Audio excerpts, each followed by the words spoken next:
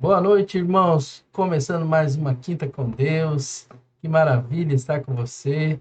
Hoje terminaremos de falar sobre a peça Bacia de Bronze da série que nós estamos estudando sobre a pessoa de Cristo no tabernáculo. Como vocês sabem, nós estamos gravando esses estudos até hoje, né? Porque semana que vem já estaremos juntos novamente. Mas é para que você não possa perder aí a continuidade dos estudos. Eu sei que você está ao vivo aí comigo, né, nessa programa, mas para você realmente participar e com certeza ser abençoado. Eu espero que você possa compreender mais, à luz da palavra, os ensinos sobre Jesus. E, de fato, ele tem muito a nos ensinar a partir daquilo que o tabernáculo nos fala. Tá certo? Então, não deixe de estar presente aqui, participando conosco e com certeza acrescentando mais ainda. Hoje nós vamos fechar o assunto sobre a pia de bronze e eu espero que você seja muito abençoado. Amém? Vamos orar. Senhor, nos dê um estudo abençoado, guiado pelo Senhor, pelo poder do teu Espírito, fortalecendo a igreja, ensinando mais sobre a obra do nosso Senhor e Salvador Jesus. Esteja conosco, guardando nossos corações e abençoando nossa vida, nossa casa, nosso lar. E assim, tudo que o Senhor colocar nas nossas mãos seja próspero e abençoado. Por isso nós oramos, pedindo a Deus a tua intervenção, o teu cuidado e a tua bênção. Em nome de Jesus. Amém e amém. Vamos cantar ao Senhor, louvar o nome do Senhor sempre, porque com Ele estamos sempre seguros.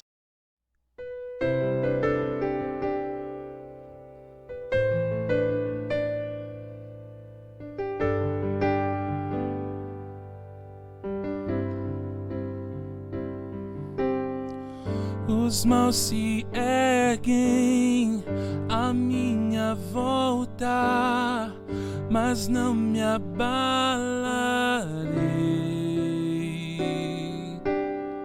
Não tenho que temer, a luta enfrentarei. Socorro encontro em Deus, socorro encontro em Deus.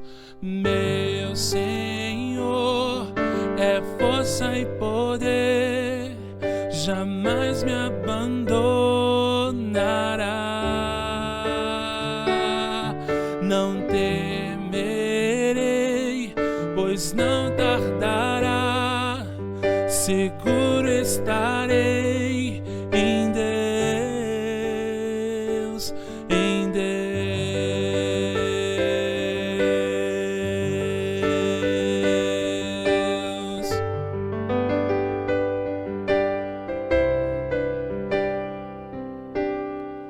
A dor e a angústia à minha volta, mas não me abalarei.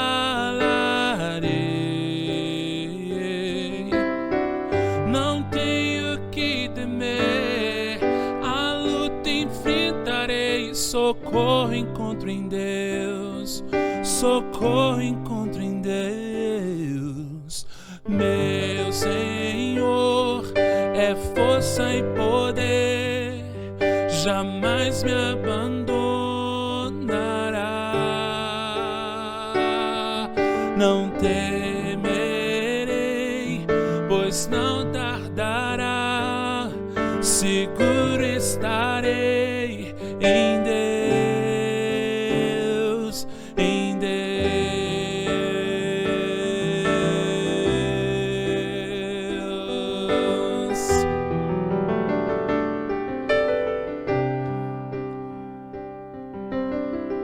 Elevo os olhos ao meu Senhor e Rei. Cante isso comigo onde você estiver. Eleva os olhos.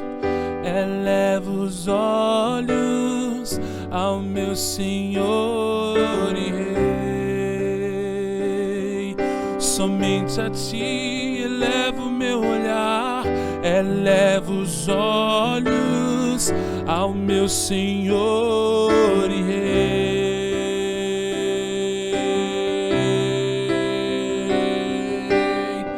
Elevo os olhos ao meu Senhor e Rei.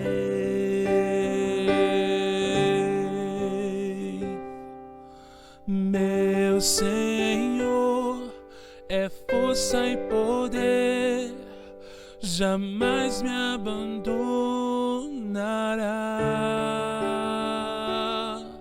Não temerei, pois não tardará, seguro estarei em Deus. Meu Senhor é força e poder, jamais me abandonará. Não temerei, pois não tardará, seguro estarei em Deus, em Deus.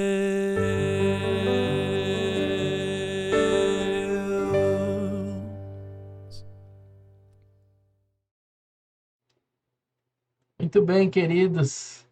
Nós estamos aqui, né, na nossa área de slides para a gente poder caminhar no nosso estudo aqui. Eu espero que você seja muito abençoado, né? Tem sido abençoado nesses estudos aí sobre a pessoa de Cristo no tabernáculo. Bom, hoje eu não vou fazer nenhuma retrospectiva, porque você está me acompanhando aí já. Hoje é a terceira e última parte aí da bacia de bronze, da pia de bronze. E eu falei sobre vários aspectos, né, dessa bacia de bronze. Mostramos o texto, mostramos que a pia de bronze, embora não tenha sido pormenorizada, né, na revelação, Deus não detalhou, por exemplo, o tamanho, a forma dessa bacia. Eu disse, conjecturas já foram feitas, mas a gente se ateve ao texto e principalmente a localização dessa pia que tinha que ficar entre o altar de bronze e a tenda da congregação. E nós já falamos muito sobre isso. Falamos também de que a função da pia era lavar as mãos e os pés dos sacerdotes.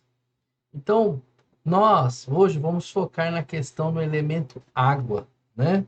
Que tem grande importância a água na palavra de Deus, E aqui nós temos significados especiais que estão intimamente ligados a outros textos bíblicos. E assim a gente consegue fazer uma relação muito específica e direta da bacia de bronze, ou chamado a pia de bronze, e Jesus.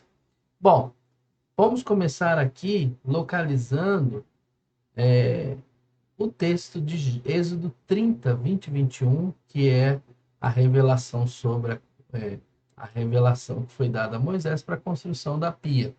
Aqui fala: quando entrar na tenda da congregação, lavar-se-ão com água, não morram, quando se chegarem ao altar para ministrar, para acender a oferta queimada ao Senhor. Então, os sacerdotes, os descendentes de Arão, tinham que estar constantemente lavando com esta água dessa pia. Verso 21 fala: lavarão, pois, as mãos e os pés para que não morra, e isso lhe será por estatuto perpétuo a ele e a sua posteridade através de suas gerações. Então, esse elemento água aqui está intimamente ligado, né? E a gente pode, o primeiro texto a relacionar é aqui nesse encontro de Jesus com a mulher samaritana, esse encontro histórico que Jesus teve com a mulher lá de Samaria, onde ela estava ao lado do poço da cidade de Sicar. E o texto, né, por mais que seja muito conhecido, é bom a gente refrescar aqui a memória, porque Jesus, após solicitar a água para dessedentar-se fisicamente, Jesus ofereceu à mulher a água viva. Versículo 10, né? Com as seguintes palavras: se conheceras o dom de Deus e quem é o que te pede, dá-me de beber, tu lhe pedirias e ele te daria água viva. Obviamente, gente, essa mulher não compreendeu o sentido simbólico da declaração, mesmo porque Jesus lhe era completamente estranho ou desconhecido. E, na verdade, não há quem possa, de modo natural, compreender com profundidade o significado dessas palavras de Jesus para essa mulher, né? Todavia, graças a Deus, porque Ele deseja sempre iluminar nossos corações, né? Então, nós podemos entender o propósito à luz do Evangelho, isso. Então, no versículo 13, que está aí na tela, vocês estão vendo: afirmou-lhe Jesus, quem beber dessa água tornará a ter sede, que ele estava falando da água do poço. Aquele, porém, que beber da água que eu lhe der, que é ele mesmo, nunca mais terá sede, pelo contrário, a água que eu lhe der será nele uma fonte a jorrar para a vida eterna, né? Então, Jesus deixou, esclareceu à mulher, né, o significado da água viva, né? Ele fala aqui que aquele que beber da água que eu lhe der nunca mais será sede. Pelo contrário, a água que eu lhe der será nele uma fonte a jorrar para a vida eterna.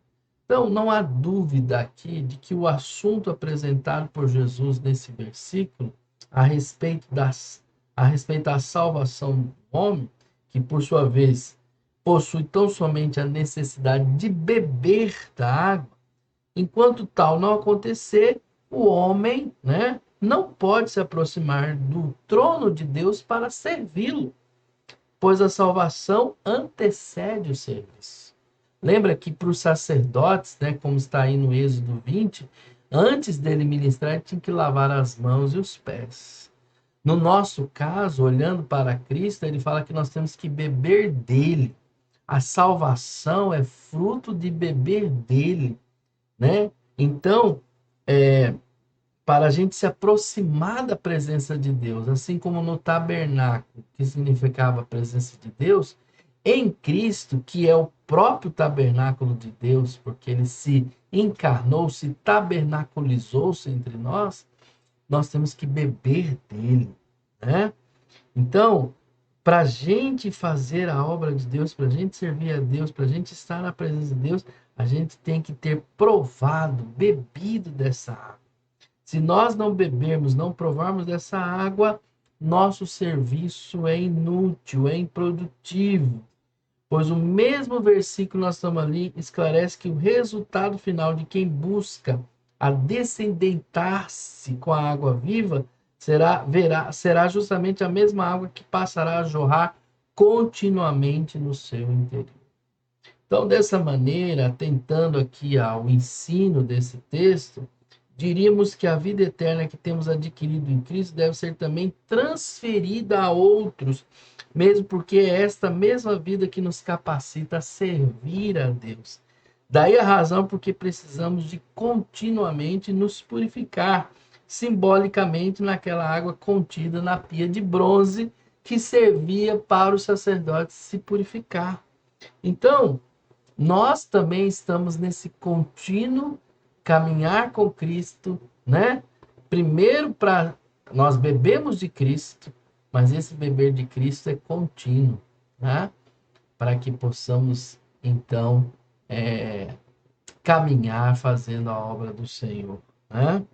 Então, um outro texto de suma importância nessa relação, ligado à consideração desse valor simbólico da água, nós encontramos em João 7, 37 e 39, que se refere ao ministério do Espírito Santo. Lá fala assim, ó o que diz aqui o texto. No último dia, o grande dia da festa, levantou-se Jesus e exclamou: se alguém tem sede, venha a mim e beba. Quem crer em mim, como diz a Escritura, do seu interior fluirão rios de água viva. Né? Quando eu falo beber continuamente, é porque esse rio jorra, flui no nosso interior, né? Bebemos de Cristo e essa água fica jorrando dentro de nós. Isso, como o texto aqui fala, isto ele diz com respeito ao Espírito, que haviam de receber os que nele crescem, pois o Espírito até aquele momento não fora dado, porque Jesus não havia ainda sido glorificado. Mas ele estava falando da obra do Espírito Santo, que é esse jorrar contínuo dessa água bebida em Cristo no nosso interior. Né? Então, através desse versículo, Jesus esclarece aqui de modo bem claro a ligação existente entre a água viva e os elementos palavra, Espírito Santo e o próprio Jesus. Jesus é a água da vida.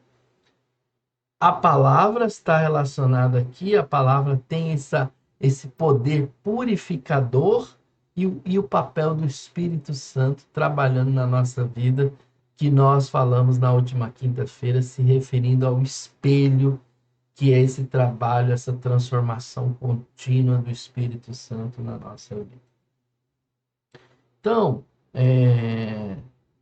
nós precisamos olhar para isso agora.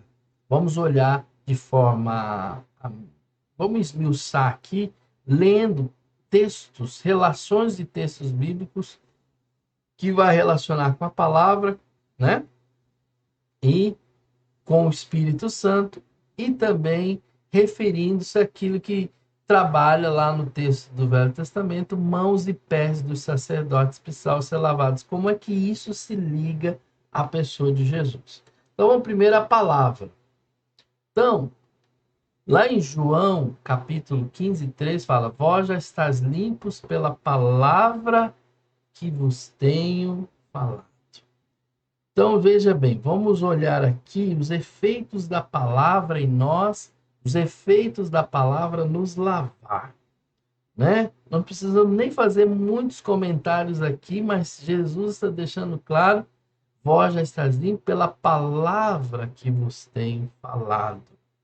E aí, lá na oração sacerdotal de Jesus, ele vai orar e olha o que ele fica. Ele fala na oração: santifica-os. Jesus está orando para nós, para os seus discípulos naquele momento que estava com ele, e para nós, os discípulos futuros, porque nessa mesma oração ele fala daqueles que virem a ser, né, aqueles que caminhariam com ele.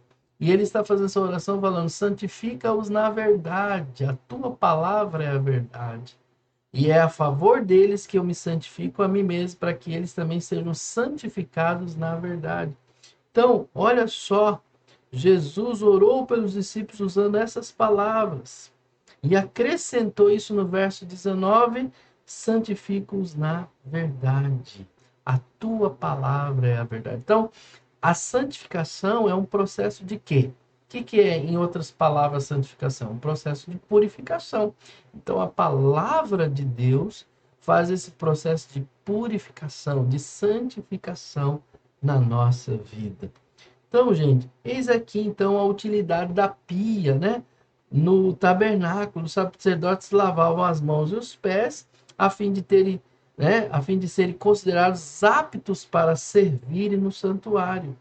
Mas aqui nós vemos aqui a relação disso com a palavra de Deus através do Espírito Santo, que continua hoje servindo como pia, como bacia, onde o crente pode santificar para servir o Senhor.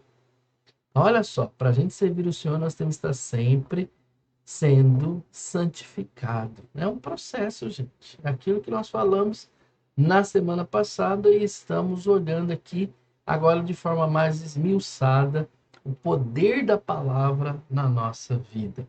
E aí faz a gente lembrar o quê? Salmo 119, 9. De que maneira poderá o jovem guardar puro o seu caminho? Observando segundo a tua palavra.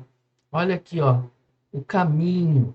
Olha só, agora vamos linkar a palavra com caminho, porque mãos e pés, né? Mãos, trabalho, pés, andar, caminho. E olha só, como que nós vamos nos manter puro no nosso caminhar? Observando a tua palavra. Então veja bem, gente, vou repetir o que eu disse aqui, né? Figuradamente, nós vemos aqui que a palavra de Deus, através do Espírito Santo, continua servindo como a bacia, como a pia de bronze, onde o crente pode se santificar para servir o Senhor. Que fantástico, né? Que relação, Velho Testamento e Novo Testamento, tabernáculo com Cristo. Agora vamos para mãos limpas, a relação disso, né? Mãos limpas. Olha o que diz Salmo 24, 3-4. Quem subirá ao monte do Senhor? Quem há de permanecer no seu santo lugar? O que é limpo de mãos e puro de coração, que não entrega sua alma à falsidade, nem jura dolosamente. Olha que interessante, né? Para a gente aqui dar sequência no nosso estudo, olha a relação disso com as mãos limpas, né? Os sacerdotes tinham que estar lavando as mãos e os pés. São instrumentos de trabalho e locomoção, andar. E a Bíblia se explica com a própria Bíblia, mostrando aqui isso. Gente, nós temos que estar admirados com a palavra. Esses versos aqui querem dizer que tanta comunhão com Cristo como serviço para Cristo não são aceitáveis diante de Deus sem que haja primeiro, figuradamente, a lavagem do coração para a salvação e das mãos para o serviço. Gente, nosso trabalho para Deus tem que ser, antes de tudo, vou repetir, né? Tem que haver primeiro essa lavagem do coração para a salvação e das mãos para o serviço. Por isso que a pia de bronze estava entre o altar, primeiro vem o altar de sacrifício, de holocausto, né? No altar que ali há o processo de entrega, de arrependimento, de confissão, né? É o que Jesus Cristo foi o sacrifício perfeito para nós. A redenção de Cristo vem por esse altar simbolizado no Velho Testamento, naquele altar de bronze, né? Cristo morreu no nosso lugar, então por isso é o processo de arrependimento, de entrega, né? Tem que haver primeiro essa lavagem do coração. E aí, a lavagem das mãos e dos pés para o serviço. Primeiro primeiro é uma vida em Cristo e depois uma vida com Cristo. O primeiro é em Cristo, depois com Cristo. Não pode ser ao contrário, né? Então, de fato, nós temos que olhar para esse texto de Salmo, quem subirá? Quem estará na presença do Senhor? Né? Quem há de permanecer no santo lugar? O que é limpo de mãos e puro de coração, para estar na presença de Deus. Né?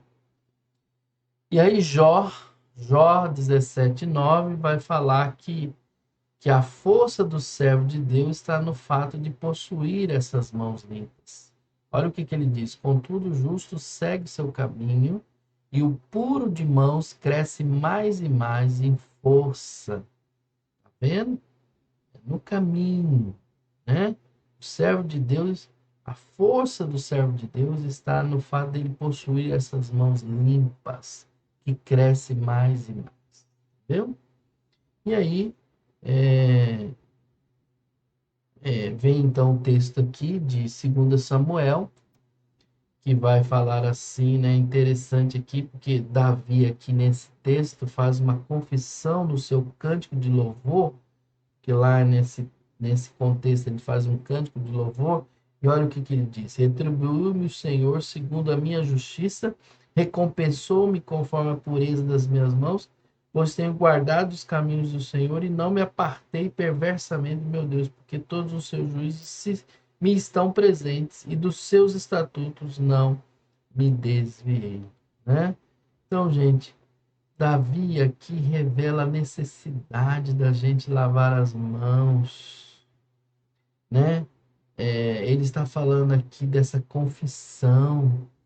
É evidente aqui que a razão aqui evocada por ele no fato de ter recebido galardões está em guardar primeiro os caminhos do Senhor e conservar as mãos puras, as mãos limpas, né?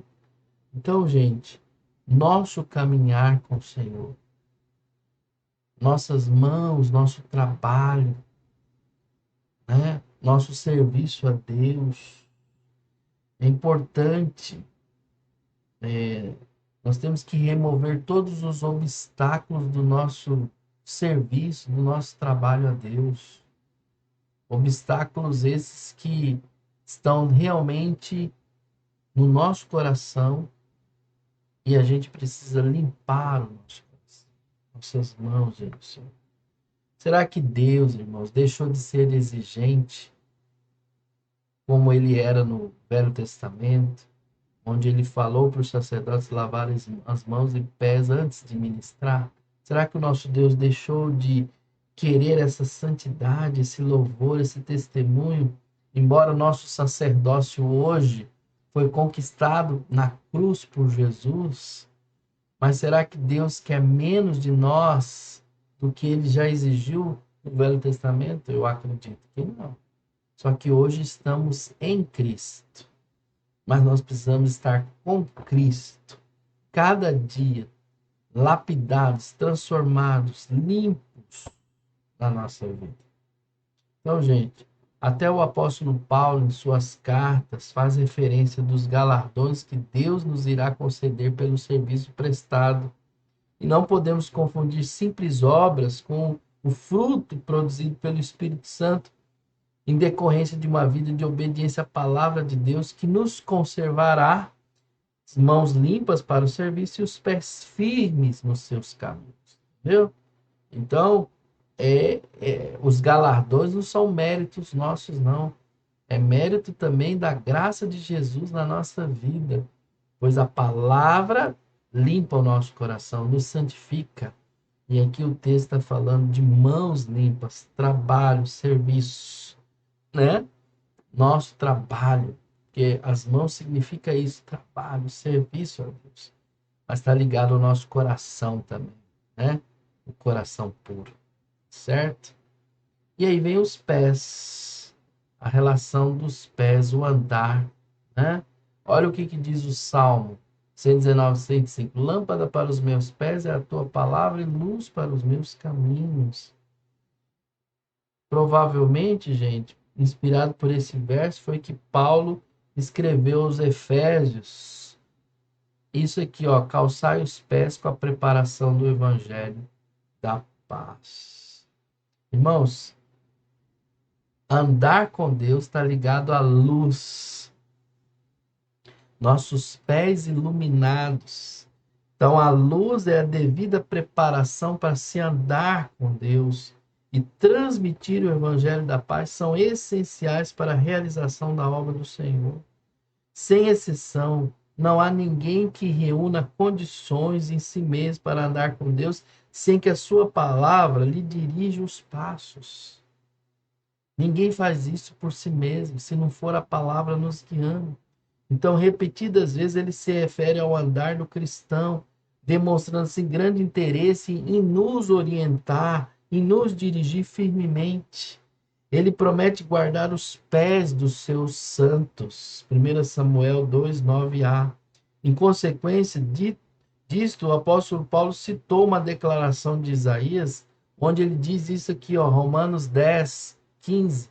E como pregarão se não forem enviados? Como está escrito, quão formosos são os pés dos que anunciam coisas boas. Então, gente, sim, é extremamente importante que os pés sejam também lavados com água, a água viva, continuamente para que as ordens do Senhor sejam devidamente executadas. Assim como a pia de cobre, de bronze, servia para os sacerdotes no tabernáculo se purificar, assim também, através do símbolo aqui apresentado, é inadmissível que o cristão preste qualquer serviço agradável a Deus sem que seu andar esteja sendo santificado pela lavagem da palavra, através da palavra de Deus na nossa vida. Então, irmãos, mais uma vez, é bom relembrar que estamos ensinando seus discípulos a servirem de modo aceitável perante a Deus e aos irmãos, ao lavar os pés, porque o nosso andar mostra onde nós temos ido. Nossos pés revelam por onde nós temos andado. Então, se não passarmos pela lavagem da palavra e do processo do Espírito Santo na nossa vida, como que nosso serviço vai agradar a Deus, irmãos? Então, para fechar, Tiago 4:8 nos faz essa advertência. Chegai-vos a Deus e ele chegará a vós outros. Tabernáculo não tem a ver com presença de Deus? Olha o que Tiago fala, chegai-vos a Deus e ele chegará a vós outros. Purificai as mãos, pecadores. E vós que sois de ânimo dobre, limpai o coração. A gente não pode ter esse ânimo dobre, essa inconstância. É isso que ele está dizendo. E aí lembra o que nós estudamos semana passada, a prática da palavra. Nós não podemos ser inconstantes nisso. Purificai as mãos e limpai o coração. Então, qualquer crente que se atentar para este apelo, ele terá ampla condição de ser usado pelo Espírito Santo na obra do Senhor, apto para, então, entrar na tenda da congregação, que é o próximo tema do nosso estudo. Nós vamos falar sobre a tenda da congregação, o que está lá dentro da tenda, que é a mesa de incensário, a mesa de pães e o candelabro de ouro. Em sequência, o lugar santíssimo, onde está ali a arca da aliança. Então, para estarmos adentrando a tenda da congregação, nós temos que estar limpos, né? E Jesus fez essa obra em nós. Então, por isso, estar em Cristo e com Cristo. Portanto, irmãos, se nós seguirmos isso aí, as orientações, os princípios de Deus, olha o que diz a palavra. Bem-aventurados os irrepreensíveis no seu caminho, que andam na lei do Senhor. Irrepreensível é aquele que não necessita de repreensão. Então, vamos estar entendendo a mensagem desse estudo. Nós estamos em Cristo, irmãos.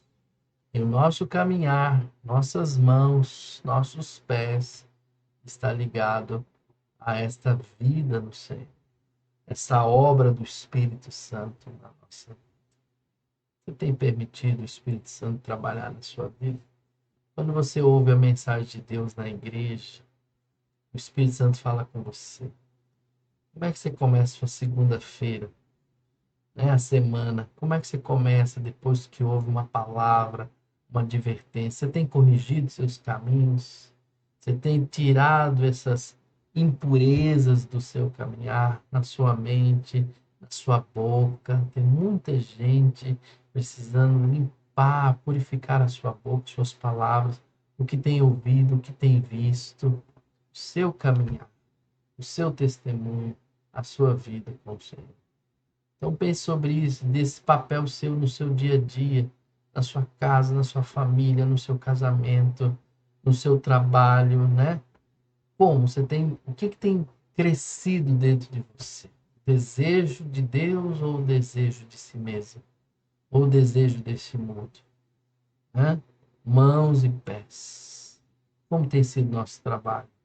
Por onde nós temos andado? Reflita sobre isso. Senhor, que a bênção do Senhor seja com todos. Alimenta-nos com os princípios da tua palavra, a aplicação que precisamos ter para a nossa vida espiritual, para o nosso viver, família, igreja, trabalho, dia a dia.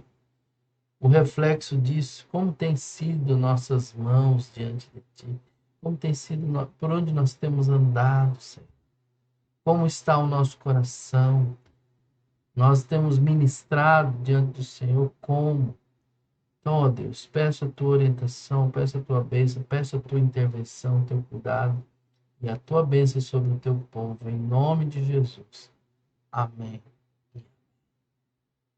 Amém. Vamos cantar o Senhor nessa canção, lembrarmos que nós temos que estar debaixo das asas do Altíssimo.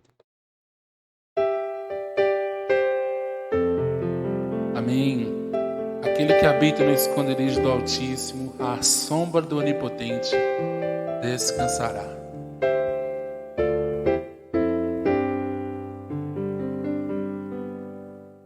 Senhor, tu és minha esperança, és o meu refúgio, minha segurança. Quando ao meu redor há inimigos sem fim, posso estender as mãos e segurar em ti. Senhor, tu és minha esperança, és o meu refúgio, minha segurança.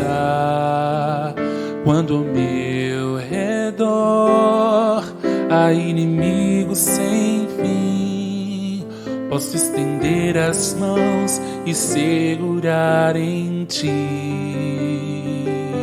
Nas tuas promessas, na tua palavra, no teu amor por mim, que nunca me deixa só. Nas tuas promessas, na tua palavra, no teu amor por mim, que nunca me deixa só. À sombra de tuas asas eu posso descansar, e sob as tuas penas mal algum me alcançará. Tu és minha morada, ó Altíssimo. Livra-me, Senhor, pois a ti me apeguei com amor.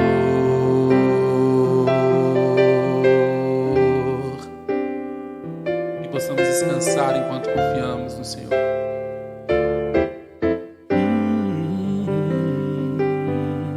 Senhor, tu és minha esperança, és o meu refúgio, minha segurança. Quando ao meu redor há inimigos sem fim, posso estender as mãos e segurar em ti, nas tuas promessas, na tua palavra, no teu amor por mim, que nunca me deixa só, não, nas tuas promessas, na tua palavra, no teu amor por mim, que nunca me deixa só. À sombra de tuas asas eu posso descansar, e sob as tuas penas mal algum me alcançará. Tu és minha morada, ó Altíssimo. Livra-me, Senhor, pois a ti me apeguei com amor. Tua verdade é meu escudo e baluarte. Eu não temerei, pois teus anjos me sustentarão. Pisarei o leão e a áspide. Tu me mostrarás a tua salvação.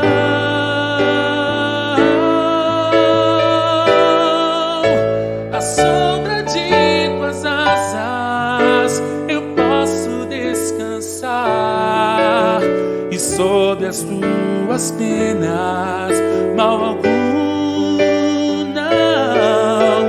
Tu és minha morada, ó Altíssimo. Livra-me, Senhor, pois a ti me apeguei com amor. Tu és minha morada, ó Altíssimo.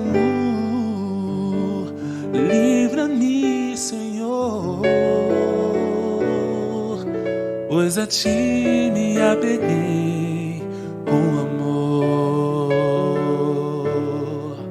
Pois a ti me apeguei com amor. Pois a ti me apeguei com amor.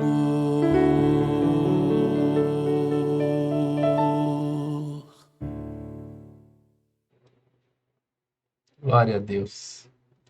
Então, queridos, encerramos mais um estudo, e na semana que vem estaremos continuando, e aí nós vamos entrar na tenda da congregação. Ó, eu quero dar uma deixa para você. No final de toda essa série, você vai surpreender o que tudo isso para nós está ligado. Assim, quando a gente olhar todas essas peças e ver o tabernáculo, nós vamos ver claramente a cruz de Cristo. Estou dando spoiler já, mas para você ficar atento a tudo que iremos ainda ver. Que Jesus te abençoe. E lembre-se, é um processo, é degrau por degrau. É a cada dia Deus trabalhando em nós. É a palavra, ó, os elementos chaves da nossa fé cristã. Oração, palavra, testemunho, igreja, vida com Deus se faz assim. Tá bom? Que Jesus te abençoe. Você tem um restante de semana abençoada. Rico no Senhor. Um beijo no seu coração. Um abacuque bem apertado. Tchau, tchau.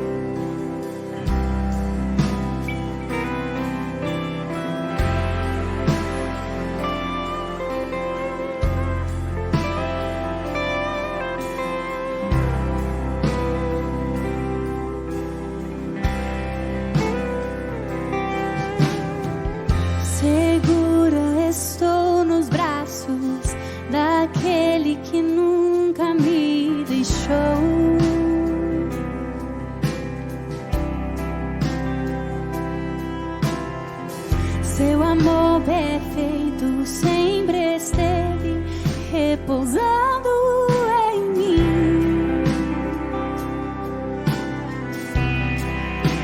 E se eu passar pelo vale, acharei conforto em teu amor, pois eu sei que